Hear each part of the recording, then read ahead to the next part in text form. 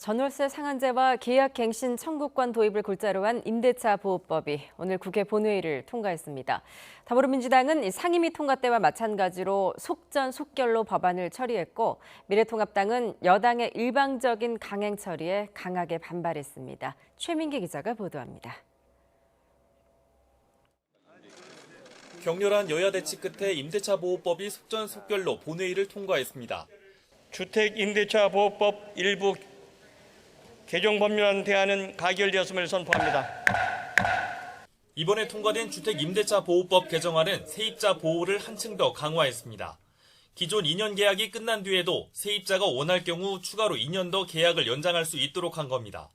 또 임대료 상승폭도 직전 계약 임대료의 5% 내에서 상한을 정하도록 한 것이 주요 내용입니다.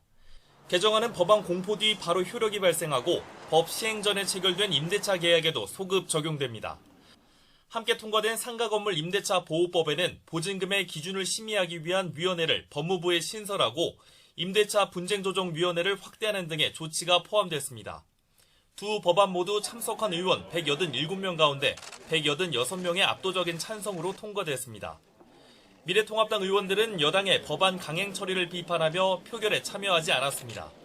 통합당은 표결에 앞서 진행된 반대 토론에서 민주당의 일방적 회의 운영으로 법안들이 상임위원회에서 제대로 논의조차 되지 못했다며 절차적 문제를 제기했습니다. 이렇게 우리나라 1,000만 인구의 삶을 좌지우지하는 법을 만들 때는 최소한, 최대한 우리가 생각하지 못한 문제가 무엇인지 점검해야 합니다.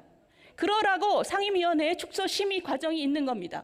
제1야당으로서 번번이 속수무책 밀리는 상황을 맞으면서도 통합당은 이렇다 할 대응책을 찾지 못하고 있습니다.